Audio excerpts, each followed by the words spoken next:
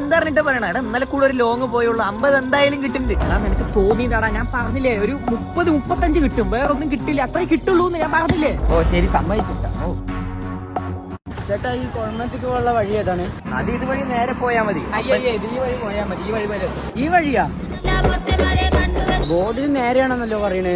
ഞാൻ പറയുന്നത് കേട്ടാ മതി, ഈ വഴി പോയാലേ എത്തുള്ളൂ. വെറുതെ കളിക്കാൻ നിൽക്കണം, വഴി അറിയാൻ നിൽക്കണം. ഇതുവഴി പോയി എങ്ങനെയാണ് എത്തുക? നേരെ പോയാലേ എത്തുള്ളൂ. ചേട്ടാ വെറുതെ കളിക്കണ്ട, നേരെയല്ലേ പോകേണ്ടത്. നിന്നോട് പറഞ്ഞടാ ഈ വഴി പോയാലേ എത്തുള്ളൂ. എന്താ നിനക്ക് പറഞ്ഞ മനസ്സിലാവില്ല.